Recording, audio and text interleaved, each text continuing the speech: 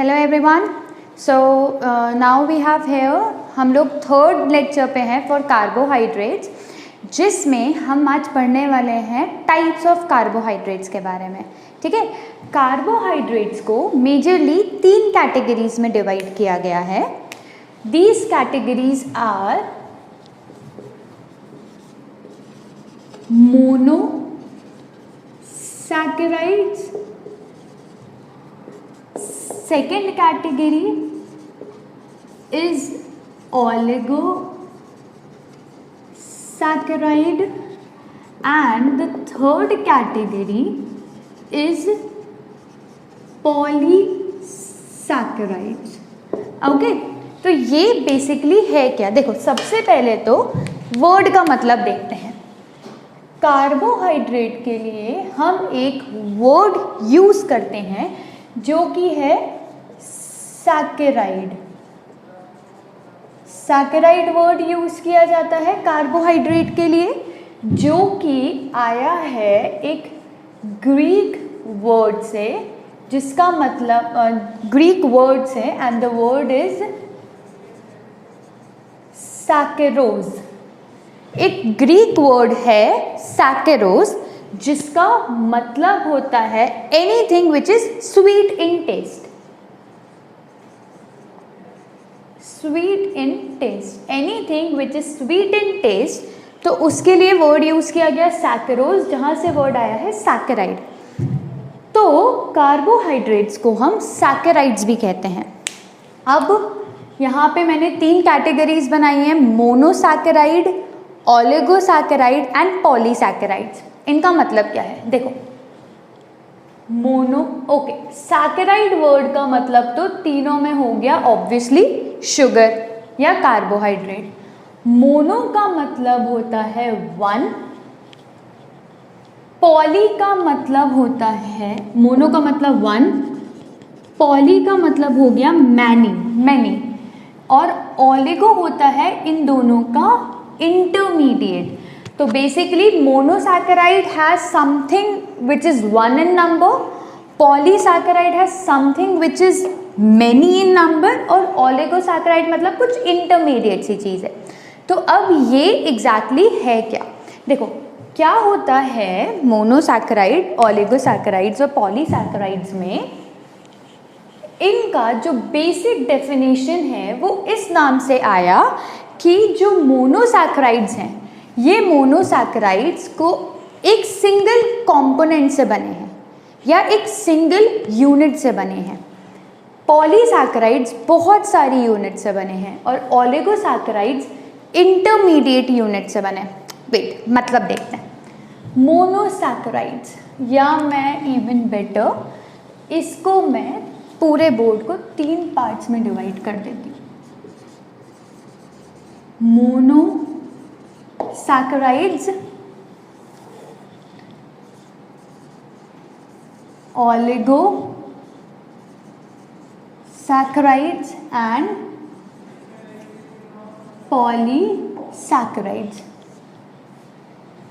Okay, monosaccharides बने हैं एक सिंगल यूनिट से।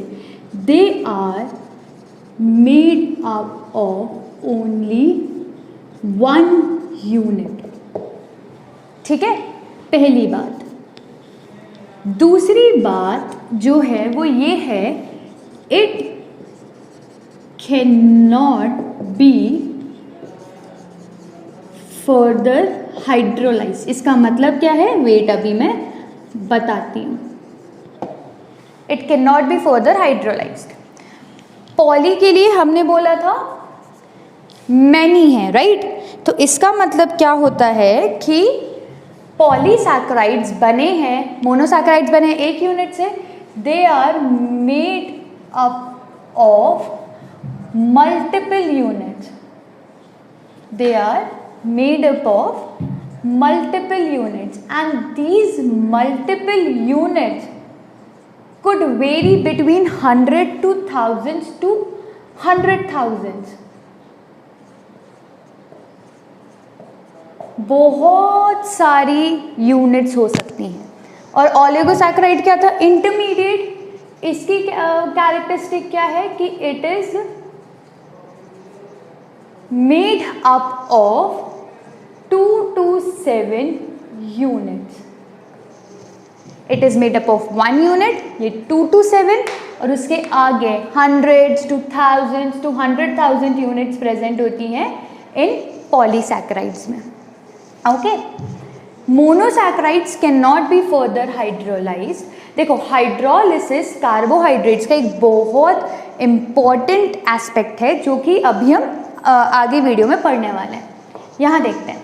Oligosaccharides, it can be further hydrolysed. It can be further hydrolysed and same is with polysaccharides. ये भी, इनका भी हाइड्रोलिसिस होता है. ठीक है, हाइड्रोलिसिस अकर्स. कैसे होता है वो भी देखते हैं. नेक्स्ट चीज, monosaccharides are water soluble. Okay, अब यहाँ पर एक चीज देखनी है. हाइड्रोलिसिस एंड सॉल्युबिलिटी दो अलग अलग फिनोमेना हैं, दो अलग अलग टर्म्स हैं. हाइड्रोलिसिस दूसरी चीज़ है, सॉल्युबिलिटी अलग चीज़ है. तो डोंट गेट कंफ्यूज्ड कि मोनोसैकेराइड्स हाइड्रोलाइज तो नहीं हो सकते हैं, पर वाटर सॉल्युबल कैसे.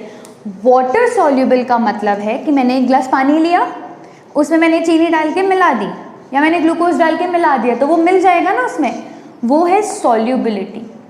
लेकिन हाइड्रोलिसिस क्या है, ये मॉलिक्यूलर लेवल का फॉर्मूला है कि मैं ग्लूकोज में वाटर मॉलिक्यूल्स के एडिशन कर रही हूँ, तब वो हाइड्रोलाइज नहीं हो पाता. तो don't get confuse between hydrolysis and solubility.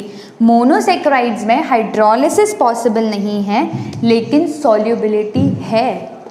Oligosaccharides, इनमें हाइड्रोलिसिस भी होता है और ये वाटर सॉल्युबल भी हैं. पॉलीसैकेराइड्स, इनमें हाइड्रोलिसिस तो होता है लेकिन ये वाटर इनसॉल्युबल है. देखो, ओलिगोसैकेराइड्स में हमने क्या देखा है, इंटरमीडिएट प्रॉपर्टीज आ रही हैं. मोनोसैकेराइड्स की भी और पॉलीसैकेराइड्स की भी, सब की इंटरमीडिएट प्रॉपर्टीज ओलिगोसैकेराइड्स में आ रही हैं. ठीक है, तो मोनोसैकेराइड्स सिंगल यूनिट से बने हैं, ओलिगोसैकेराइड्स 2 to 7 यूनिट से बने हैं, पॉलीसैकेराइड्स मल्टीपल हंड्रेड्स और थाउजेंड्स यूनिट से बने हैं. मोनोसैकेराइड्स को हम हाइड्रोलाइज नहीं कर सकते. ओलिगोसैकेराइड का हाइड्रोलिसिस पॉसिबल है और पॉलीसैकेराइड्स का भी हाइड्रोलिसिस पॉसिबल है. मोनोसैकेराइड्स वाटर सॉल्युबल है, ओलिगोसैकेराइड्स भी वाटर सॉल्युबल हैं, पर पॉलीसैकेराइड्स वाटर इनसॉल्युबल हैं. अब इनके एग्जाम्पल्स. मोनोसैकेराइड का एग्जाम्पल है सबसे कॉमन ग्लूकोज. ठीक है, पहला ग्लूकोज, दूसरा फ्रक्टोज और तीसरा गैलेक्टोज. देखो बच्चा, मैं जो भी एग्जाम्पल यहाँ लिख रही हूँ ना, इन सबके स्ट्रक्चर्स हमें पढ़ने हैं. तो हम हर सेगमेंट को अलग अलग वीडियो में स्प्लिट करके उनके बारे में पढ़ेंगे. अभी हम पढ़ रहे हैं टाइप्स ऑफ कार्बोहाइड्रेट्स और उसके बाद में हम हाइड्रोलिसिस के बारे में पढ़ने वाले हैं और एक और टर्म पढ़ने वाले हैं, ग्लाइकोसिडिक लिंकेज. अभी बताती हूँ मैं. फिर नेक्स्ट वीडियो में हम पूरे मोनोसैकेराइड्स पढ़ेंगे, उसके नेक्स्ट में पूरे ओलिगोसैकेराइड्स, फिर पूरे पॉलीसैकेराइड्स. तो ऐसे डिवाइड कर करके हम सारे सेगमेंट्स पढ़ने वाले हैं. नेक्स्ट ओलिगोसैकेराइड्स, इनके बारे में स्पेसिफिक बात, इनका example sucrose, maltose and lactose. देखो, ऑब्वियसली ऐसा तो है नहीं कि सिर्फ जो मैं 2-2, 3-3 एग्जाम्पल्स लिख रही हूँ यही हमारे कोर्स में है. इट्स जस्ट कि यही एग्जिस्टिंग सैकेराइड्स हैं, ऐसा नहीं है, बट हम वो पढ़ रहे हैं जो हमारे कोर्स में है. पॉलीसैकेराइड्स के एग्जाम्पल सेल्यूलोज, स्टार्च, ग्लाइकोजन और काइटिन. ठीक है, तो ये कुछ एग्जाम्पल्स हो गए मोनोसैकेराइड्स, ओलिगोसैकेराइड्स एंड पॉलीसैकेराइड्स के. ठीक है, अब उसके आगे हम एक इम्पॉर्टेंट चीज़ पढ़ते हैं which is hydrolysis of carbohydrates. इसको मैं रब कर रही हूँ, अगर नोट्स बनाने हैं तो मेक इट फास्ट।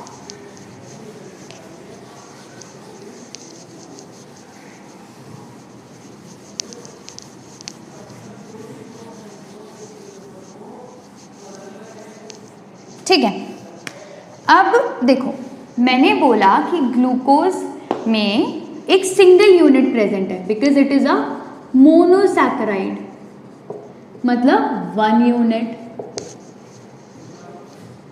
ओलिगोसैकेराइड्स में हमने बोला 2 to 7 यूनिट्स, और पॉलीसैकेराइड्स में हमने बोला मल्टीपल यूनिट्स। ठीक है, तो अब ये यूनिट्स ऑब्वियसली एक दूसरे से ज्वाइंट होंगी। फॉर एग्जांपल एक मोनोसैकेराइड है तो ये हो गया उसका स्ट्रक्चर, लेकिन अगर ओलिगोसैकेराइड है उसमें ऑब्वियसली 2 यूनिट्स हैं तो वह ऐसे एक दूसरे से लिंक्ड होंगी, 3 हैं तो 3 लिंक्ड होंगी, ऐसे सब लिंक होगा। पॉलीसैकेराइड्स में भी ये एक दूसरे से कनेक्टेड होंगी। तो कार्बोहाइड्रेट्स में ये जो लिंकेज है ना, जिससे ये लिंक हो रहे हैं, इसको हम बोलते हैं ग्लाइकोसिडिक लिंकेज। इसको हम बोलते हैं ग्लाइकोसिडिक लिंकेज। और ग्लाइकोसिडिक लिंकेज की एक बहुत स्पेशल बात ये है कि इसका जो फॉर्मेशन है ना, इसका formation is associated with water loss. मतलब वाटर मॉलिक्यूल लूज होता जाता है और ग्लाइकोसिडिक लिंकेज बनता जाता है। अब ये बनता कैसे है, देखो मैं एक एग्जाम्पल के थ्रू समझाती हूँ। फॉर एग्जाम्पल मुझे बनानी है एक ओलिगोसैकेराइड, ठीक है, 2 यूनिट्स का एक ओलिगोसैकेराइड बना रही हूँ मैंने लिया ग्लूकोज। मैं बेसिकली क्या करूँगी, एक ये ग्लूकोज की यूनिट लूँगी, एक मैंने दूसरा ग्लूकोज लिया उसकी यूनिट, और इसको ज्वाइन कर दूँगी। तो अब ये कैसे हुआ, बस यही प्रोसेस हम पढ़ने वाले हैं। देखो मैं एक ग्लूकोज का स्ट्रक्चर बना रही हूँ। अगर ये स्ट्रक्चर बहुत डिफिकल्ट लगे तो कंफ्यूज मत हो जाना, हम इसका स्ट्रक्चर का फॉर्मेशन पढ़ेंगे आराम से। मैं फिलहाल तुम लोगों को बॉन्ड का फॉर्मेशन बता रही हूँ।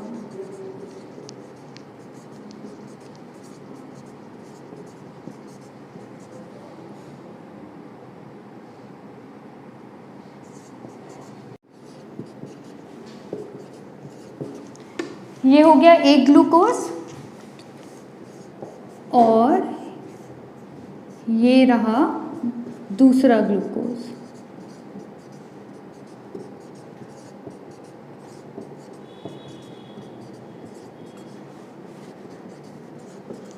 ठीक है, अब मुझे इन दोनों को लिंक करना है, तो उसके लिए मैंने क्या बोला, formation is associated with water loss.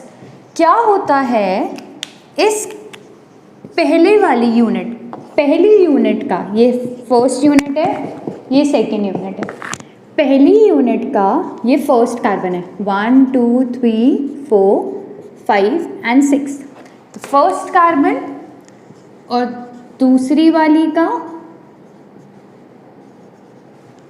Fourth carbon.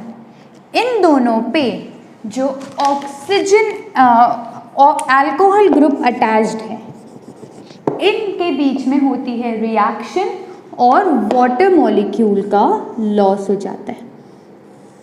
देखो अब हमारा जो स्ट्रक्चर बना वो क्या बना, ये एज इट इज यहाँ बनाएंगे,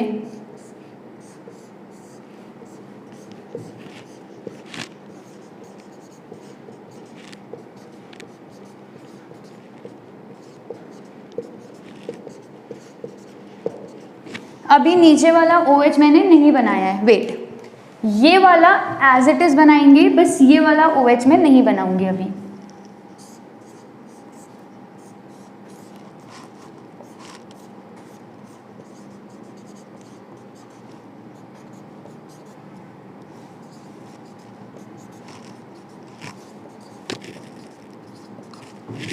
और ये जो दोनों OH ग्रुप के बीच में रिएक्शंस हुए थे, इसमें से हम H2O मॉलिक्यूल को रिमूव कर देंगे तो -H2O।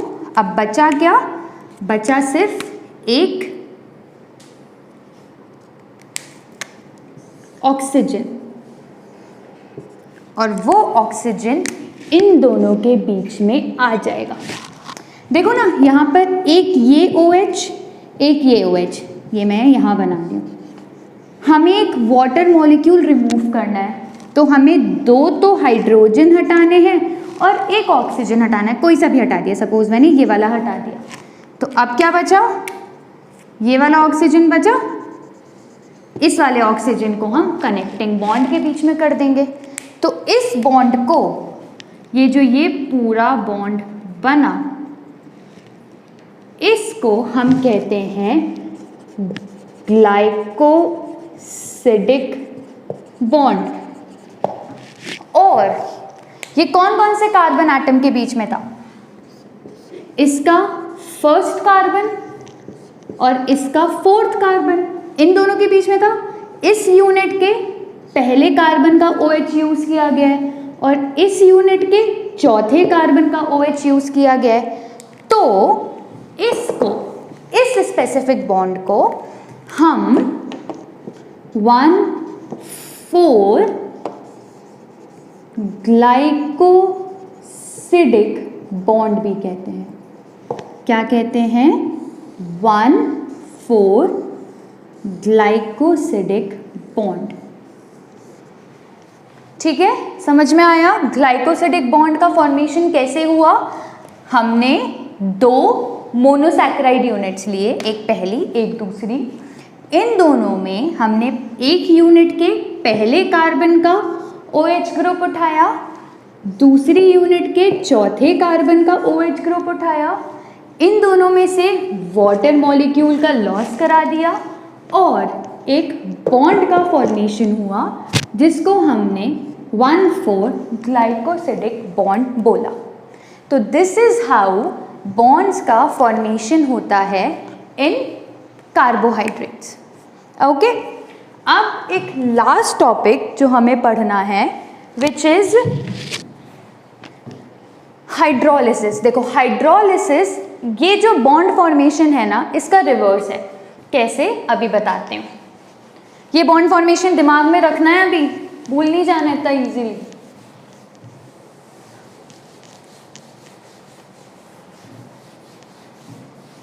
देखो, मैंने जो अभी बॉन्ड फॉर्मेशन किया था उसको मैं फटाफट फिर से करती हूँ ताकि हम हाइड्रोलिसिस को भी इजीली पढ़ सकें।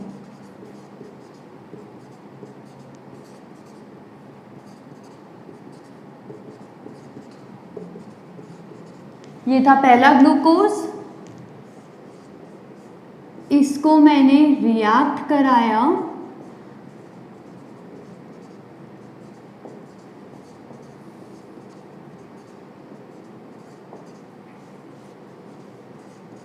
एक और ग्लूकोज मॉलिक्यूल से यहाँ पर ऐसे करती हूँ, वाटर का लॉस हुआ और हमें फाइनली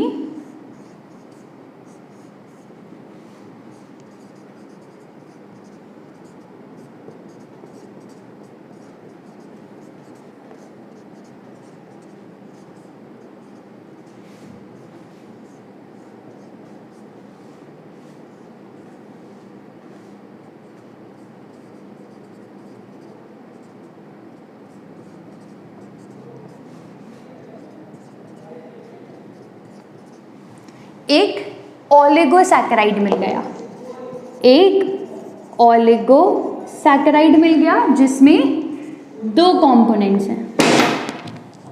जिसमें 2 कंपोनेंट्स हैं और एक्चुअली में ये पूरी की पूरी शुगर का नाम होता है माल्टोज।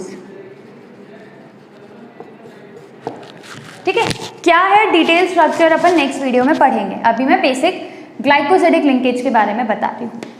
ये हुआ हमारा glycosidic linkage formation. Glycosidic linkage formation. अब अगर मुझे इस प्रोसेस का उल्टा करना हो, मैंने अभी क्या किया, 2 ग्लूकोज मॉलिक्यूल्स लिए, उसमें से वाटर को लूज किया और माल्टोज बना दिया। अब अगर मुझे इसका उल्टा करना हो तो मैं क्या करूँगी, माल्टोज लूँगी, उसमें वाटर मॉलिक्यूल ऐड करूँगी और 2 ग्लूकोज बना दूँगी। यही प्रोसेस है हाइड्रोलिसिस। हाइड्रोलिसिस क्या है, करके देखते हैं। ये मैं एक हमारा माल्टोज बना रही हूँ। ऐसे नाम वाम देख के कंफ्यूज नहीं हो जाना है, हम इन सब के स्ट्रक्चर्स आराम से पढ़ेंगे।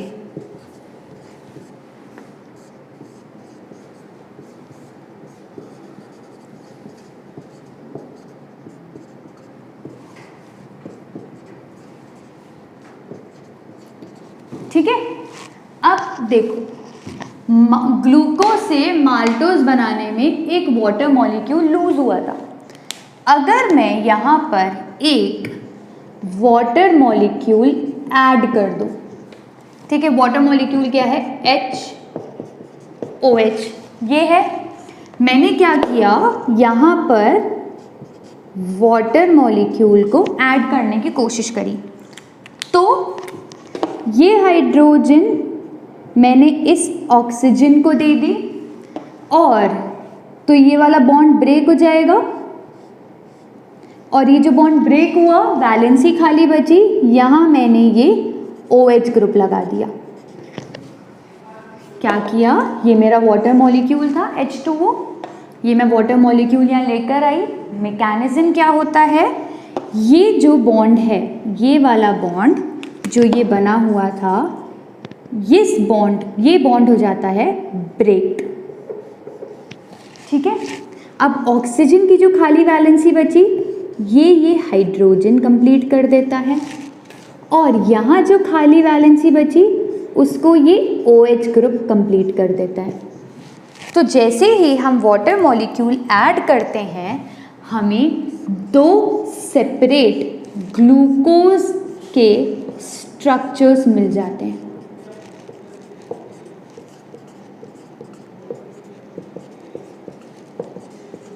ये पहला,